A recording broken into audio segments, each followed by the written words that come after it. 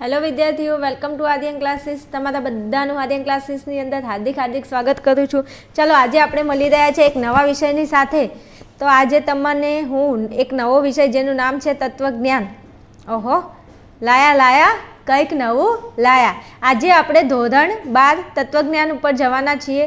તો એવા દરેક મારા વાલા વિદ્યાર્થીઓ છે જેને તત્વજ્ઞાનની અંદર ક્યાંક ને ક્યાંક તકલીફ પડે છે. તો એવા દરેક વિદ્યાર્થીને મારે એટલું કહેવું છે કે આજે તમારા જેટલા પણ ડાઉટ હશે, જે પણ તમને પ્રોબ્લેમ હશે, એ બધા જ આજે ક્લિયર થઈ જશે. કારણ ઘણા બધા વિદ્યાર્થીઓ એમ કહે છે કે આર્ટ્સ રાખ્યું છે, આર્ટ્સમાં તો શું ભણવાનું હોય?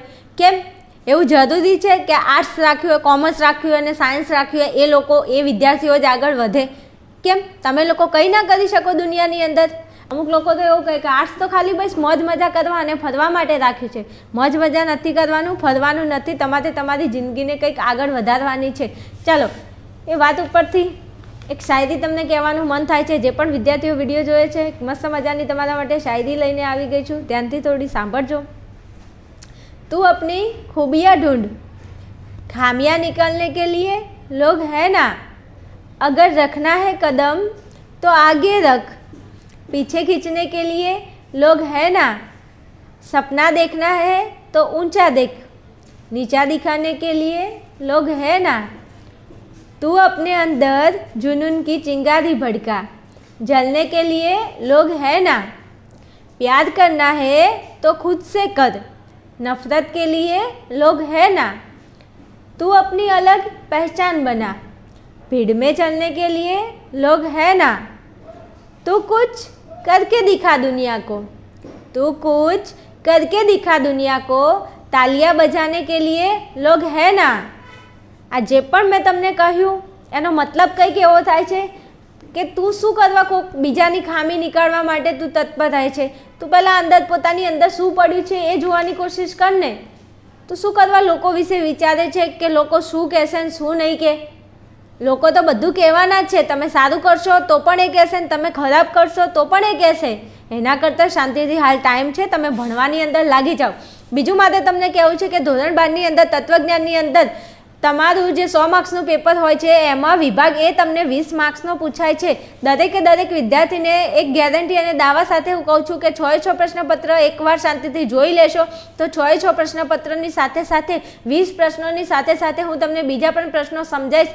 કારણ કે વિભાગ બીની અંદર કોઈ પણ પ્રશ્ન પૂછાય તો તમને તકલીફ પડવી જોઈએ નહીં. બીજું, હું તમને ગેરંટી આપું છું કે 100 માર્ક્સમાંથી તમે 90 માર્ક્સ આરામથી લાવી શકો. અને કોઈ એવો વિદ્યાર્થી હોય જે થોડો હોશિયાર હોય, જેનો પાયો એકદમ મજબૂત હોય, તો એ વિદ્યાર્થી ધારે તો 100માંથી 100 માર્ક્સ પણ તત્વજ્ઞાનમાંથી લાવી શકે છે. કારણ કે તત્વજ્ઞાન એ રોકડો વિષય છે. અને જો તમને વિશ્વાસ ના થતો હોય તો હું તત્વજ્ઞાનના 6 પ્રશ્નપત્ર અપલોડ કરીશ.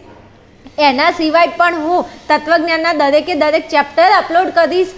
ત્યાં સુધી તમારી બોર્ડની એક્ઝામ આવે એ પહેલાં હું અપલોડ કરી દઈશ. એકવાર વિશ્વાસ ના આવતો હોય મારી પર કે ઓહો આમાં 7 પેઢીમાં કોઈને 100માંથી 100 માર્ક્સ નહીં યાદ, મારે ક્યાંથી આવશે? બેટા, તું મારી વાત ઉપર પહેલાં વિશ્વાસ કર અને એકવાર હું જેટલા પણ ચેપ્ટર અપલોડ કરું એકવાર જોઈ લેવા. હું ગેરંટી અને દાવા સાથે કહું છું 100માંથી 90 માર્ક્સ તો આરામથી આવશે. પછી આગળ તમારી કેપેસિટી અને આગળ તમારી મહેનત કરવાની કાબિલિયત, તમે જેટલી મહેનત કરશો, જે રીતે મહેનત કરશો એ રીતે ભગવાન તમને એનું ફળ આપશે જ તે. ચાલો, હવે વધારે વાત ટાઈમ વેસ્ટ કરવો નથી. આપણે તત્વજ્ઞાનની અંદર પ્રશ્નપત્ર 1 ઉપર જઈએ છીએ. ગાલા અસાઇનમેન્ટના તત્વજ્ઞાનનો પ્રશ્નપત્ર 1નો વિભાગ એ. ચાલો, પહેલો પ્રશ્ન તમને એમ કહે છે કે મૂળભૂત તાર્કિક કારકો કેટલા? મૂળભૂત તાર્કિક કારકો કેટલા? આપણે તત્વજ્ઞાનની અંદર આપણને ખબર છે. તો કે શું ખબર છે? તો આપણને એ ખબર છે કે તત્વજ્ઞાનની અંદર પહેલા ચેપ્ટરની અંદર વિધાન અને તેના રૂપોની અંદર તમને એમ કહે છે કે મૂળભૂત તાર્કિક કારકો કેટલા. જો તમને અહીંયા થોડું સમજાવું છું, અહીંયા સમજાવીશ તો તમને ચેપ્ટરની અંદર ઇન્ટરેસ્ટ પડશે. કારણ કે આ ચેપ્ટર એટલું સહેલું છે. જો એકવાર કોઈ વિદ્યાર્થી સારી રીતે ભણી લે તો 14માંથી 14 માર્ક્સ, 1 માર્ક્સ આ ચેપ્ટરમાંથી ના જાય વિથ ગેરંટીડ. પણ તમે શું કરો છો? તમારે આ ભણવું જ નથી. બાકી તત્વજ્ઞાન એટલો સહેલો વિષય છે, તમે ખાલી મારી જોડે ભણજો, તમને ખ્યાલ આવી જશે કે સાચે મેડમની વાત એકદમ સાચી છે કે તત્વજ્ઞાન એકદમ સહેલો વિષય છે. અને આ હું નહીં કહું, આ તમે કહેશો એમ. ઓકે, ચલો જુઓ. મૂળભૂત તાર્કિક કારકો કેટલા? 5. પહેલાં તો આ વાત મગજમાં જ આવી જોઈએ કે તાર્કિક કારકો કેટલા? 5. કારકો કેટલા? 5. કયા કયા? તો અહીંયા લખું છું 1 સમુચ્ચય, નિષેધ, વિકલ્પન,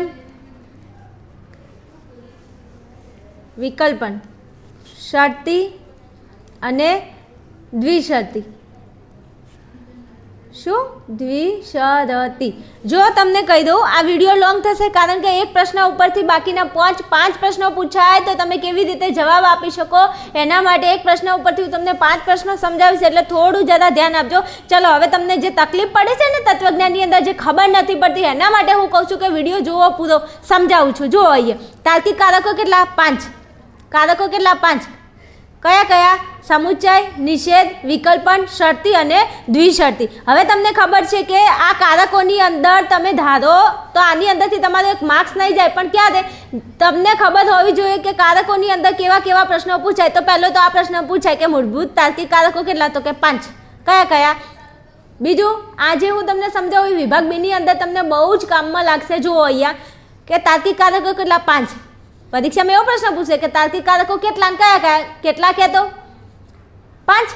કયા કયા કહેતો? સમુચ્ચય, નિષેધ, વિકલ્પન, શરતી અને દ્વિશરતી. હવે તમને ખબર છે કે આનું શબ્દ જૂથ પૂછાય છે. શું? શબ્દનું જૂથ. તો શબ્દનું જૂથ પૂછાય એના માટે એક મસ્ત મજાની થોડી નાની અમથી એવી ટ્રીક છે, થોડી સમજાવું છું, સમજી લેજો. સમુચ્ચય એનો શબ્દ જૂથ આવશે અને સમુચ્ચય અને હું. સમુચ્ચય અને હું ફરવા ગયા હતા. ક્યાં ફરવા ગયા હતા? ખબર નથી. તો યાદ રાખશો સમુચ્ચય એટલે અને. સમુચ્ચયનું શબ્દ જૂથ પૂછે તો શું લખશો? અને. ચલો નિષેધને કેવા? નિષેધ નહીં. ક્યાં નહીં? નિષેધ નહીં. ક્યાં? નિષેધ નહીં. સમુચ્ચય અને હું. સમુચ્ચયનું શબ્દ જૂથ આવશે અને, નિષેધનું શબ્દ જૂથ આવશે નહીં. વિકલ્પનનું કાં તો તું જા કાં તો હું જઉં એટલે અહીંયા શું આવશે? કાં તો અથવા. વિકલ્પનનું શબ્દ જૂથ શું આવશે? કાં તો અથવા. 1 માર્ક્સની અંદર વિભાગ બીમાં પૂછી શકે અથવા વિભાગ એમાં આ પ્રશ્નો પૂછાઈ શકે. હું તમને અહીંયા એક પ્રશ્નમાંથી બાકીના 10 પ્રશ્નો પૂછાને કેવી રીતે જવાબ લખો ને એ સમજાવું છું, થોડું ધ્યાન આપજો. ચાલો પછી આપણે કોલેજ જઈએ ને એટલે આપણી કોઈ ફ્રેન્ડ હોય. શું? આપણી ફ્રેન્ડ હોય તો માની લો કે આપણી ફ્રેન્ડનું નામ શું હતું? શરતી હતું. આપણી ફ્રેન્ડ હતી એનું નામ શું હતું? શરતી. અને શરતી એક બાજુ બેઠી હતી ને આપણી જોડે બોલતી પણ નથી અને અવળું મોઢું કરીને બેઠી હતી. એટલે આપણને એકચ્યુઅલી આપણી ફ્રેન્ડ આપણી જોડે ના બોલે તો આપણને કેવો ગુસ્સો આવે અને પછી આપણે ગુસ્સામાં એને શું કહીએ? શરતી. જો બીજું કે એ ગુસ્સામાં હોય તો આપણે એની જોડે ગુસ્સો ના કરાય. કોઈને મનાવવું હોય ને તો પ્રેમથી મનાવાય કારણ કે ગુસ્સાથી મનાવો તો ગુસ્સો થઈ જાય, વધારે ગુસ્સો થઈ જાય એટલે પ્રેમથી મનાવવાનું. તો અહીંયા શરતીને આપણે મનાવી હતી. તો મનાવો ક્યારે? તમારી સામે જોવો તો તમે એને મનાવો ને, એ જોવે જ નહીં તો તમે કેવી રીતે મનાવો? એટલે શરતીને શું કહેવાનું? એ શરતી મારી સામું જો તો. શરતી મારી સામું જો તો. એટલે શરતીનું શબ્દ જૂથ શું આવશે? જો તો. શું આવશે? જો તો. શરતી એનું શબ્દ જૂથ પૂછાય તો શું લખશો? જો તો. વિકલ્પન પૂછે તો કાં તો અથવા, નિષેધ પૂછે તો નહીં અને સમુચ્ચય પૂછે તો અને. અહીંયા તમને આપી છે દ્વિશરતી. શું આપ્યું છે? દ્વિશરતી. હવે દ્વિશરતી જો ઉપર હતું શરતી અને બાજુમાં નીચે છે દ્વિશરતી. હવે દ્વિશરતીનું શબ્દ જૂથ છે કે નહીં? હા છે. તમને યાદ પણ હશે. ના યાદ હોય તો હું લખું છું, અહીંયા ધ્યાન આપજો. જો હવે આપણે શરતીને મનાવતા હતા કે શરતી જો તો આ આપણું દ્રશ્ય એક વ્યક્તિ કે આપણો કોઈ બીજો મિત્ર જોઈ ગયો હતો જેનું નામ હતું દ્વિશરતી અને આ જોઈ ગયો હતો એટલે આપણે એનું આમું જોયું. એ શું કરે તું? શું કરે? એટલે શું કહેશે? ના ના ના ના કંઈ નહોતો કરતો. તો શું કરતો હતો? ખાલી જોતો હતો. શું કરતો હતો? જોતો તો જ. જોતો અને તો જ. આપણે શરતીને મનાવતા હતા. શરતી આમ જોતો તો આપણે શરતીને મનાવતા હતા. આ કોણ જોઈ ગયું? દ્વિશરતી. તો આપણે દ્વિશરતીને પૂછ્યું શું કરે? ના ના કંઈ નહીં કરતો, ખાલી જોતો તો જ. શું? જોતો અને તો જ. ખાલી જોતો તો જ, બીજું કંઈ નહોતો કરતો.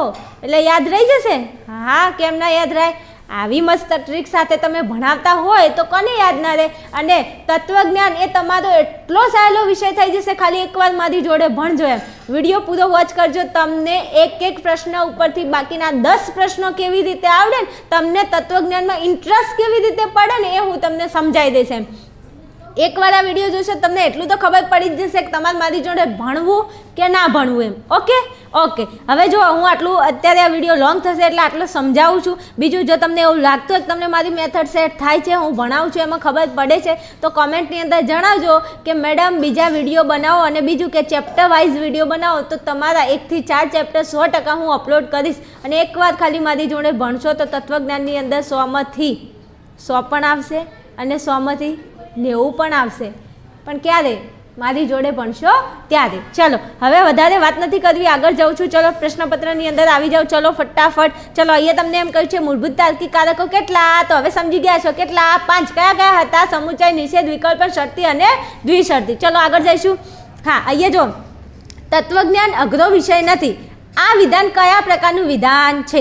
હવે જો એક વાત કરું ને, તત્વજ્ઞાનની અંદર કોઈ પણ પ્રશ્ન આવે ને તો મને એની અંદરથી 10 પ્રશ્નો કરવા મને બહુ જ ગમે છે. જો અહીંયા તત્વજ્ઞાન અઘરો વિષય નથી, આ વિધાન કયા પ્રકારનું છે? હવે પહેલા ચેપ્ટરની અંદર તમને ખબર છે, શું ખબર છે કે વિધાનોના પ્રકાર કેટલા? 3. વિધાનોના પ્રકાર વિદ્યાર્થીઓ કેટલા? 3. કયા? એક તો છે સાદું વિધાન, એક તો છે સંયુક્ત વિધાન અને એક છે જટિલ સંયુક્ત વિધાન. શરતી એ શું છે? શરતી તો કારક છે, તો શરતી તો જવાબમાં આવે જ નહીં, વધ્યા 3. હવે અહીંયા જુઓ, અહીંયા તમને આ વિધાનની અંદર કોઈ કારક અને એનું શબ્દનું જૂથ દેખાય છે? તો મેં તમને કહ્યું હતું, હાલ જ મેં તમને ભણાવ્યું. અહીંયા ધ્યાન આપો. જુઓ અહીંયા દેખાય છે? તો કે હા દેખાય છે. જો અહીંયા આ શબ્દનું જૂથ છે. સમુચ્ચય એટલે અને. તમને વિધાનમાં અને, નહીં, કાં તો, અથવા, જોતો અને તો જ આવા શબ્દો જોવા મળે તો આ શબ્દો એ કયા વિધાનના થઈ જશે? એ વિધાન આવશે સંયુક્ત વિધાન. કારણ કે તાર્કિક કારકની વ્યાખ્યા શું થાય કે જે શબ્દ કે શબ્દ જૂથ સાદા વિધાનમાંથી સંયુક્ત વિધાનની રચના કરે તેને કહેવાય તાર્કિક કારકો. અને જો નહીં એ શું છે? તાર્કિક કારકનું શબ્દ જૂથ છે. તો અહીંયા જો નથી આવ્યું, નથી દેખાય છે?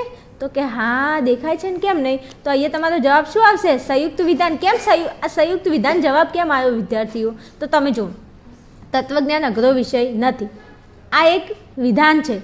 તો આ વિધાનની અંદર જો તાર્કિક કારકોના શબ્દ જૂથ આવે તો એ સંયુક્ત વિધાન, ના આવે તો એને શું કહેશો તમે? સાદું વિધાન. બીજું હું તમને આ ચેપ્ટર ભણાવીશ ને, એકવાર ખાલી ભણજો મારી જોડે, તમને ખબર પડી જશે કે ના એમ ખરેખર એમ કે મજા આવે છે ભણવાની. ઓકે, તો તમારો હાલ જવાબ શું આવશે? સંયુક્ત વિધાન. જો હું તમને ડીપમાં સમજાવું તો હમણાં હું આખું અહીંયા આખું ચેપ્ટર પૂરું કરી નાખીશ. એના કરતાં જરૂરી છે કે આપણે અલગથી હું ચેપ્ટર માટે વિડીયો બનાવીશ અને વિડીયોની અંદર તમે ભણજો, મજા આવશે. હાલ આપણે ટુ ધ પોઈન્ટ આપણા જે તત્વજ્ઞાનના પ્રશ્નો છે એના ઉપર જઈએ છીએ. ઓકે, હા ચાલો આગળ. ત્રીજો પ્રશ્ન તમને એમ કહેવા માંગે છે, પ્રશ્નો તો ઘણું બધું કહે છે પણ એકચ્યુઅલી આપણે તત્વજ્ઞાનના અને આપણા આર્ટ્સના વિદ્યાર્થીઓ એવા હોય છે જેમને ભણવામાં કોઈ ઇન્ટરેસ્ટ હોતો નથી. અમે આર્ટ્સ શા માટે રાખ્યું છે? અમે આર્ટ્સ તો ખાલી ફરવા અને મોજ મજા કરવા માટે રાખ્યું છે. અમે કેમ ભણવા માટે રાખ્યું છે? નથી ભણવાનું, જિંદગીની અંદર કંઈ નથી કરવાનું, બસ ખાલી ફરવું જ છે, બસ ખાલી મોજ મજા જ કરવું છે. ભણવાનું નથી, ભણવાનું કરો, ભણવાનું ફટાફટ. ચલો આગળ પ્રશ્નમાં, 1 થી વધુ આધાર વિધાનોવાળી દલીલને કયા કારક વડે જોડવામાં આવે છે? જો આપણી બુદ્ધિ એટલી પોકતી હોય ને તો બીજું ચેપ્ટર, આ બીજા ચેપ્ટરનો પ્રશ્ન છે. શેનાથી જોડવામાં આવે છે? સમુચ્ચય. સમુચ્ચયનું શબ્દનું જૂથ શું થશે? અને. તો જવાબ આવશે તમારો અને. અને આ અને એ કોનું શબ્દ જૂથ છે? સમુચ્ચયનું. ઓકે વિદ્યાર્થીઓ, મસ્ત મજાનું ચેપ્ટર અપલોડ કરીશ, એકવાર ખાલી જોઈ લેજો, ચેનલની અંદર બન્યા રહેજો. તત્વજ્ઞાનમાં 100માંથી 90 માર્ક્સ લાવવાની જવાબદારી મારી, પણ જોવાની જવાબદારી તમારી. ઓકે ચાલો આગળ. તો કે દલીલમાં ફલિત વિધાનની સંખ્યા કેટલી હોય છે? ઓહો, કંઈક સાદો પ્રશ્ન પૂછ્યો છે. દલીલમાં ફલિત વિધાનની સંખ્યા કેટલી આવશે?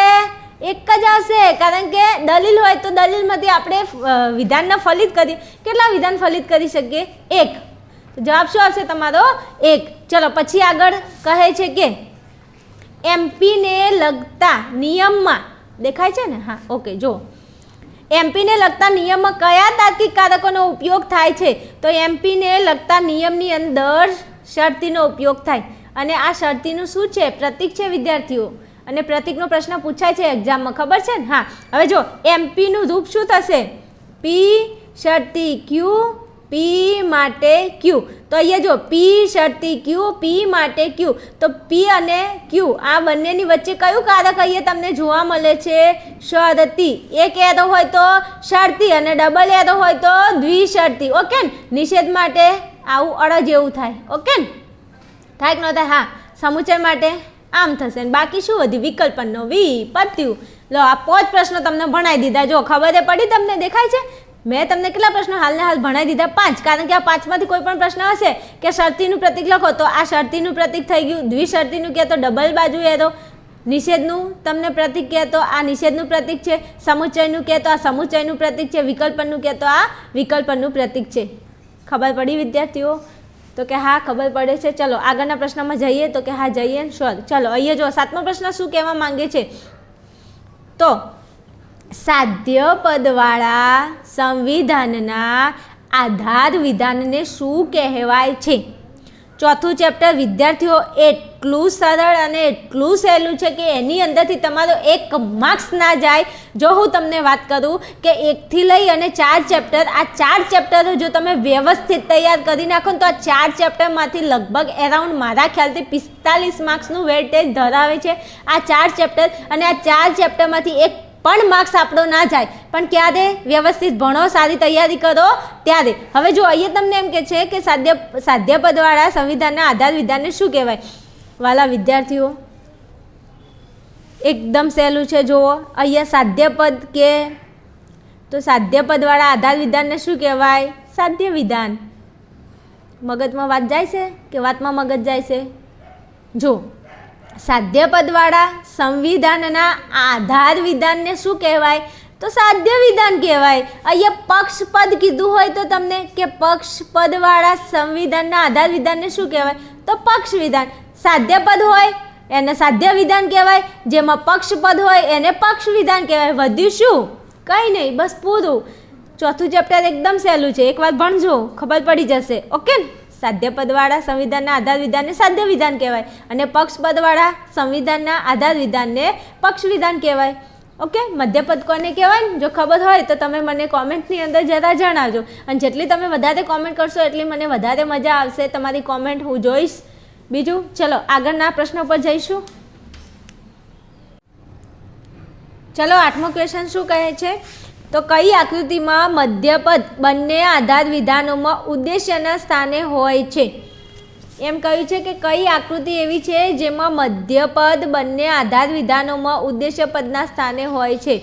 હવે તમને ખબર છે કે મધ્યપદ એટલે શું? તમને આની વ્યાખ્યા આવડતી હોવી જોઈએ કે મધ્યપદ કોને કહેવાય. તો આપણને ખબર છે કે બંને આધાર વિધાનોમાં આવતું અને ફલિત વિધાનમાં ન આવતા પદને મધ્યપદ કહે છે. શું કહ્યું? બંને આધાર વિધાનમાં આવતું અને ફલિત વિધાનમાં ન આવતા પદને શું કહેવાય? મધ્યપદ કહેવાય. ફલિત વિધાનમાં ના આવતા પદને મધ્યપદ કહેવાય. ઓકે? તો કે ઓકે. તો હવે અહીંયા બીજું પહેલાં તો આપણને એ ખબર હોવી જોઈએ કે સંવિધાનની આકૃતિઓ કેટલી? તો સંવિધાનની આકૃતિઓ કેટલી? 4. કઈ કઈ? પહેલી, બીજી, ત્રીજી અને ચોથી. સંવિધાનની આકૃતિઓ કેટલી? 4. કઈ કઈ? પહેલી, બીજી, ત્રીજી અને ચોથી. હવે આપણને એ વસ્તુની ખ્યાલ હોવી જોઈએ. શું ખ્યાલ હોવી જોઈએ? તો કે પહેલી આકૃતિ એટલે પહેલી આકૃતિની નિશાની કેવી થાય? ઊંધો Z. બીજી આકૃતિ એટલે ઊંધો C. બીજી આકૃતિ એટલે શું થાય? ઊંધો C. C ઓમ થાય કે ઓમ થાય? તો એ આ ઊંધો C. ત્રીજી આકૃતિ એટલે હમો C અને ચોથી આકૃતિ એટલે હમો Z. હવે આ હમો ઊંધો ને બધું શું છે એ જ તો સમજાવું છું. અહીં ધ્યાન આપને બેટા. જો આકૃતિ પહેલાં યાદ રાખી લો. પહેલી, બીજી, ત્રીજી અને ચોથી. ચલો એ તો યાદ રહી ગયું. પણ પહેલી આકૃતિની નિશાની કેવી બને? તો પહેલી આકૃતિની નિશાની થાય ઊંધો Z. બીજી આકૃતિ ઊંધો C. ત્રીજી આકૃતિ સીધો C અને ચોથી આકૃતિ સીધો Z. આમાંથી તમને વિભાગ બીમાં પ્રશ્ન પૂછાય તો ખોટા ના પડવા જોઈએ. ચલો હવે જોજો. આ ત્રીજી આકૃતિ એવી છે જેની અંદર મધ્યપદ બંને આધાર વિધાનો. આ આકૃતિ આ બંને આધાર વિધાનોની આકૃતિ. તો અહીંયા જો મધ્યપદ અહીંયા આવશે. તો કે હા કઈ આકૃતિ? ત્રીજી આકૃતિના સ્થાને મધ્યપદ કઈ જગ્યાએ આવે છે? બંને આધાર વિધાનોમાં મધ્યપદ આ ત્રીજી આકૃતિ એવી છે જેની અંદર મધ્યપદ બંને આધાર વિધાનમાં ક્યાં આવે? ઉદ્દેશ્યના સ્થાને. અને આપણને ખબર છે. ઓકે, જો અહીંયા. હા, ચલો બીજું એક વસ્તુ, એકવાર ચેપ્ટર ભણાવું, આ વિડીયો જોતા હોય તો મારી નમ્ર વિનંતી તમને બધાને કે હું એકવાર ચોથું ચેપ્ટર અપલોડ કરું તો શાંતિથી આવીને જોઈ લેવું, કેમ કે આ જે પ્રશ્નો ઊભા થાય છે ને એ એક પણ પ્રશ્ન તમારા મગજમાં રહેવા દઈશ નહીં. ઓકે, ચલો પછી જુઓ, અનિવાર્ય શરતોનો સમુચય એટલે શું? તો અનિવાર્ય શરતોનો સમુચય એટલે તમારો જવાબ આવશે પર્યાપ્ત શરતો. ઓકે, ચલો આગળ જઈએ. પછી ચલો 10મો પ્રશ્ન શું કહે છે? પ્રશ્નો ઘણું બધું કહે છે પણ એકચ્યુઅલી આપણને સમજવું નથી. જે.એસ. મિલે પ્રાયોગિક અન્વેષણની કેટલી રીતિઓ આપી છે? 5મું ચેપ્ટર ભણ્યા હોય ખબર હોય, બાકી મને ખબર છે 5મું ચેપ્ટર તો કોઈને ભણવું ગમતું જ નથી, કારણ કે એમાં તો આપણા સક્કા વક્કા વસૂટી જાય છે. ના વસૂટવા જોઈએ. જો જે.એસ. મિલે અન્વેષણની કેટલી રીતિઓ આપી હતી? 5 રીતિઓ. કેટલી આપી હતી? 5. કઈ કઈ રીતિઓ હતી? એકનું નામ હતું વ્યતિરેક, એકનું નામ હતું એકનું નામ હતું અન્વય વ્યતિરેક, એક વ્યતિરેક રીતિ, અન્વય રીતિ, અન્વય વ્યતિરેક રીતિ, બીજી ચોથા નંબરની અવશેષ રીતિ અને 5મા નંબરની સહપરિવર્તન. આ 5 રીતિઓ. જો તમને વિભાગ બીની અંદર પ્રશ્ન પૂછી શકે કે જે.એસ. મિલે આપેલી પ્રાયોગિક અન્વેષણની કેટલી રીતિઓ અને કઈ કઈ, કેટલી પૂછે તો 5. કઈ કઈ? વ્યતિરેક, અન્વય રીતિ, વ્યતિરેક રીતિ, અન્વય વ્યતિરેક રીતિ, જેને સંયુક્ત રીતિ પણ કહે છે. ચોથી આવશે અવશેષ રીતિ અને 5મી આવશે સહપરિવર્તન રીતિ. વિદ્યાર્થીઓ ખબર પડે છે? તો કે હા ખબર પડે છે. એકચ્યુઅલી અમે આટલું ડીપમાં ક્યાં ભણીએ છીએ? ચેપ્ટર ભણતા જ નથી. ભણવાનું ચેપ્ટર 10 માર્ક્સનું છે અરાઉન્ડ. ચાલો પછી અનુમાન પ્રમાણ કયા પ્રમાણ પર આધારિત છે? તો અનુમાન પ્રમાણ પ્રત્યક્ષ પ્રમાણ પર આધારિત છે. શેના પર? પ્રત્યક્ષ પ્રમાણ પર આધારિત છે. ચાલો પછી વ્યાપ્તિ સંબંધની રજૂઆત કરતા સર્વદેશી વિધાનને શું કહે છે? આ તમને વ્યાખ્યા આપી છે. કોની વ્યાખ્યા? આ નીચેનામાંથી દેખાય છે. તો અહીંયા તમારો જવાબ શું હશે? વ્યાપ્તિ. વ્યાપ્તિની વ્યાખ્યા શું થાય? વ્યાપ્તિ સંબંધની રજૂઆત કરતા સર્વદેશી વિધાનને શું કહેવાય? વ્યાપ્તિ કહેવાય. આ શું છે? વ્યાપ્તિની વ્યાખ્યા છે. સ્વાર્થાનુમાન કોને કહેવાય? વ્યક્તિએ પોતાના મનમાં તારેલા અનુમાનને શું કહેવાય? સ્વાર્થાનુમાન. અને પદાર્થાનુમાન એટલે શું? તો પદાર્થાનુમાન એટલે વ્યક્તિએ બીજા માટે જ્યારે વ્યક્તિ અનુમાન કરે તો એ અનુમાનને કેવું અનુમાન કહેવાય? પદાર્થાનુમાન. હવે જો અહીંયા સ્વાર્થ નહીં, ઘણા બધા વ્યક્તિઓ હતા નહીં કહેતા આ તો બહુ સ્વાર્થી છે. તો સ્વાર્થી એટલે પોતાનું જે કરતો હોય એને શું કહેવાય? સ્વાર્થી વ્યક્તિ કહેવાય. તો જે વ્યક્તિ પોતાના માટે અનુમાન તારવતો હોય એ અનુમાનને કેવું અનુમાન કહેવાય? સ્વાર્થાનુમાન. અને જે વ્યક્તિ બીજાના માટે અનુમાન તારવતો હોય એને શું કહેવાય? પદાર્થાનુમાન. ચલો આગળ પ્રશ્નમાં જોઈએ. અહીંયા તમને ક્વેશ્ચન કહે છે કે હકીકતલક્ષી વિધાનોની વિશેષતા કઈ? તો અહીંયા તમને ઓપ્શનમાં ક્યાંય જવાબ દેખાશે નહીં. એકચ્યુઅલી જવાબ આપેલો નથી પણ હું તમને જવાબ કહી દઉં. હકીકતલક્ષી વિધાનોની વિશેષતા કઈ છે? તો તમારો જવાબ આવશે અહીંયા વર્ણનાત્મક. શું આવશે? વર્ણનાત્મક. જવાબ નોટ ડાઉન કરી લેજો. ઓકે, ચલો આગળના પ્રશ્ન ઉપર જઈએ વિદ્યાર્થીઓ. ચલો 14મો પ્રશ્ન તમને આપેલો છે કે સુંદર એટલે શું? તમને એમ કહે છે કે સુંદર એટલે શું? આપણે જો 7મું ચેપ્ટર ભણ્યા હોય તો આપણને ખબર હોય સત્યમ શિવમ સુંદરમ. સત્યમ શિવમ સુંદરમ.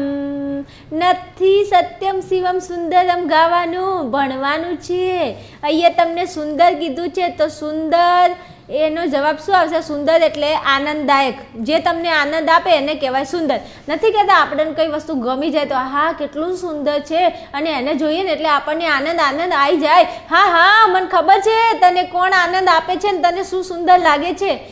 નથી, ભણવાનું કરવાનું છે. આ બધાની અંદર પડવાનું નથી. એટલે સુંદર એને કહેવાય આનંદદાયક.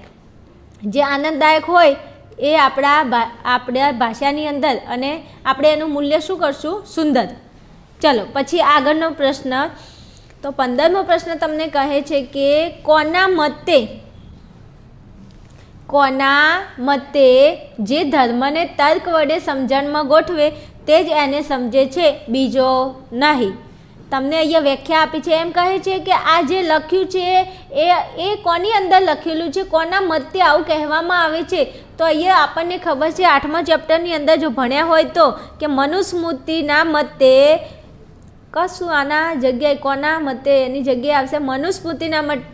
ચોપડીની અંદર બેઠે બેઠી કોપી પેસ્ટ કરેલી લાઈન આપેલી છે, એકવાર જોજો.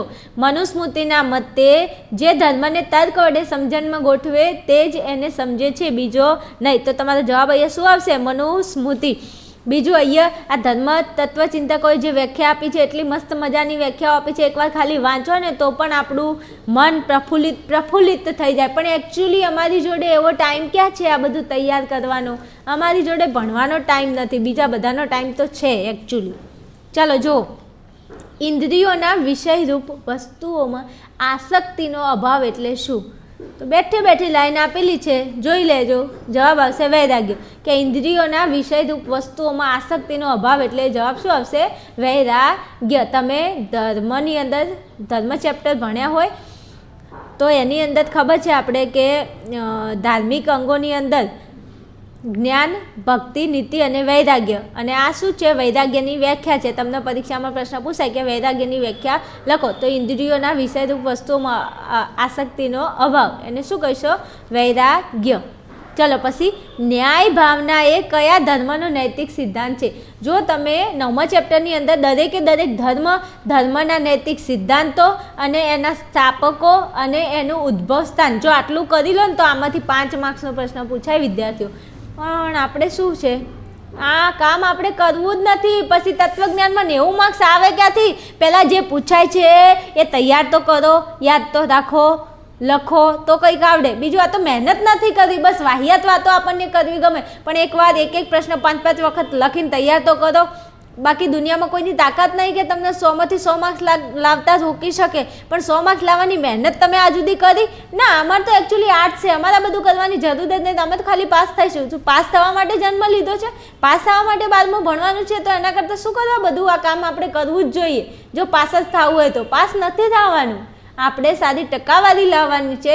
અને સારું આગળ તમારે એડમિશન લેવા માટે તમારી ટકાવારી બહુ ઇમ્પોર્ટન્ટ છે. ચલો આગળ. હવે અહીંયા હિન્દુ ધર્મનો ઉદ્ભવ ક્યાં થયો હતો? હવે જો આટલો પ્રશ્નનો જવાબ ના આવડે ને તો ઢાંકણીમાં પાણી લઈને ડૂબી ન મરાય. તો શું કરાય? પ્રશ્નનો જવાબ તૈયાર કરી લેવાય. હા, એવું મારાથી ના કહેવાય ને, અને એવું કરાય પણ નહીં, અને કોઈ ના કરે.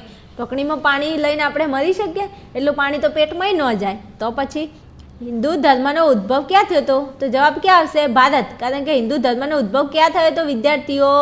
ભારતમાં થયો હતો. કેવું નહીં પડે. બીજું તમે મને કોમેન્ટની અંદર જણાવજો કે ભારતમાં બીજા હિન્દુ સિવાય બીજા કયા કયા ધર્મો એવા હતા? બીજા 3 ધર્મો છે જેનો ઉદ્ભવ ક્યાં થયો હતો? ભારતમાં. અને 3 ધર્મો તમે મને કોમેન્ટની અંદર જણાવજો. બીજું એવા નવા વિદ્યાર્થીઓ જે આજે ફર્સ્ટ વાર મારો વિડીયો જોઈ રહ્યા છે યુટ્યુબની અંદર તત્વજ્ઞાન વિષય, તો ચલો તમને બધાને કહી દઉં કે તમને જો મારી જોડે ભણવાની મજા આવતી હોય, તમને મારી મેથડ સેટ થતી હોય, હું સમજાવું એમાં તમને ખબર પડતી હોય તો વિડીયોને એકવાર લાઈક કરી દેજો અને આપણી ચેનલને સબસ્ક્રાઈબ કરી લેજો. તમારા માટે અવનવા વિડીયો, અવનવા સબ્જેક્ટ આવતા રહેશે. હા, તમને બીજા કોઈ સબ્જેક્ટમાં તકલીફ હોય, તમને તત્વજ્ઞાનમાં કોઈ ટોપિકમાં તકલીફ હોય તો તમે અવશ્ય કોમેન્ટની અંદર જણાવી શકો છો કે મને આ વાતે પ્રોબ્લેમ છે, મને આ ખબર નથી પડતી. કોઈ ચેપ્ટરમાં તમને તકલીફ હોય તો તમે અવશ્ય મને જણાવજો.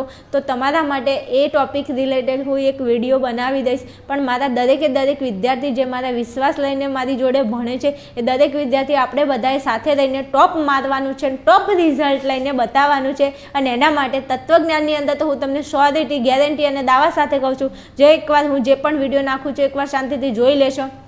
2-5 વખત લખીને તૈયાર કર. 2-5 વખત લખવાની જરૂર જ નહીં પડે. એકવાર વિડીયો જોશો તો ત્યાં ને ત્યાં બધું કમ્પ્લીટ રિવિઝન બધું થઈ જશે મૂળ. પણ એકવાર વિડીયો જોજો. ઓકે, ચલો આગળના પ્રશ્નમાં જઈએ આપણે. તો કે હા, સાત્વિક આહારથી ચિત્ત કેવું બને છે? શું? સાત્વિક આહારથી ચિત્ત કેવું બને છે? તો સાત્વિક આહારથી તમારું ચિત્ત, આપણું ચિત્ત કેવું બને? સંતુલિત. કેવું બને? સંતુલિત. હવે સાત્વિક આહાર કોને કહેવાય? ચેપ્ટરની અંદર આપ્યું છે, એકવાર જોજો અને નહીં જોવું હોય તો કશો વાંધો નહીં, હું ભણાવીશ, જોઈ લેજો, એમાં મજા આવશે. બધું અહીંયા ભણાવી દઈશ તો આપણો વિડીયો બહુ લોંગ થઈ જશે, એટલા માટે ભણાવતી નથી, સમજાવતી નથી. ચલો, સાત્વિક આહારથી ચિત્ત કેવું બનશે? સંતુલિત બનશે. ઓકે, ચલો આગળના પ્રશ્ન ઉપર જઈએ.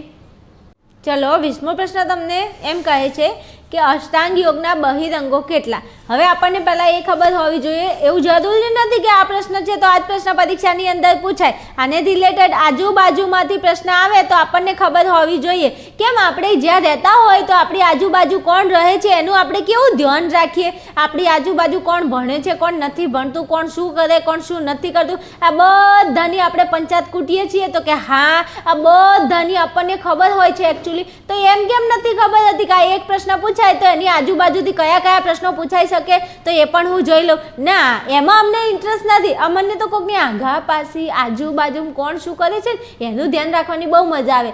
એવું નથી કરવાનું મારા વાલા વિદ્યાર્થીઓ. તમારે ભણવા જોઈએ, શાંતિથી ભણવાનું કરો એમ.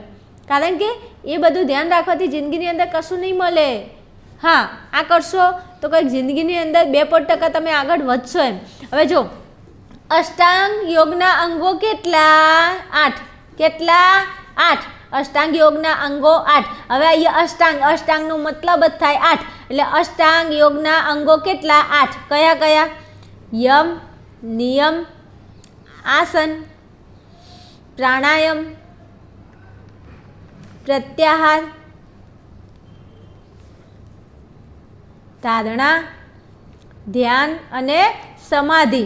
સમાધિ નથી લેવાની હો, હાલ આપણે ભણવાનું છે, જિંદગીમાં કંઈક કરવાનું છે. જો, યમ, નિયમ, આસન, પ્રાણાયામ, પ્રત્યાહાર, ધારણા, ધ્યાન અને સમાધિ. એમાંથી જો આ 5 જે છે, આ જે 5 એને શું કહેવાય? બહિરંગો. શું કહેવાય? બહિરંગો. અને આ 3 છે, ધારણા, ધ્યાન અને સમાધિ, એને શું કહેવાય? અતરંગો. વાતમાં મગજ જાય છે. અષ્ટાંગ યોગના અંગો કેટલા? 8. કયા કયા? યમ, નિયમ, આસન, પ્રાણાયામ, પ્રત્યાહાર, ધારણા, ધ્યાન, સમાધિ. તો યમ, નિયમ, આસન, પ્રાણાયામ, પ્રત્યાહારને શું કહેવાય વિદ્યાર્થીઓ? બહિરંગ કહેવાય. અને ધારણા, ધ્યાન અને સમાધિને શું કહેવાય? અતરંગો કહેવાય. I hope is clear. ખબર પડે છે વિદ્યાર્થીઓ? તો કે હા પડે છે. જો ખબર પડતી હોય તો વિડીયોને ફટાફટ લાઇક કરી દેજો અને તમારા મિત્રો સાથે શેર કરજો. દરેકે દરેક વિદ્યાર્થી મિત્રો જે આ વિડીયો જોઈ રહ્યો છે, ખાસ તમે લોકો આપણા વિડીયોને બીજા વિદ્યાર્થીઓ સુધી શેર કરજો તો મને પણ મોટિવેશન મળે અને તમારા માટે હું કંઈક એવા અવનવા વિડીયો અને અવનવા સબ્જેક્ટ લઈને તમારી જોડે પહોંચી જઈશ. ઓકે, ચલો, હવે ટાઈમનો વેસ્ટ કરવો નથી. દરેકે દરેક વિદ્યાર્થી વિડીયોની અંદર કંઈક ખબર પડી હોય તો એકવાર કોમેન્ટની અંદર જણાવજો કે ના, તત્વજ્ઞાન પણ ભણવાની બહુ મજા આવે છે. તો હું તમારા માટે ફરીથી કાલે પ્રશ્નપત્ર 2 લઈને આવી જઈશ. ચલો, વધારે વાત નથી કરવી. ત્યાં સુધી તમે જોતા રહો આર્યન ક્લાસીસ અને આપણી ચેનલને મેક્ઝિમમ લોકો સાથે અને મેક્ઝિમમ વિદ્યાર્થીઓ સુધી તમે શેર કરજો. ઓકે, ફરી મળીશું નવા વિડીયોમાં. ત્યાં સુધી જોતા રહો આર્યન ક્લાસીસ. જય હિન્દ, જય ભારત.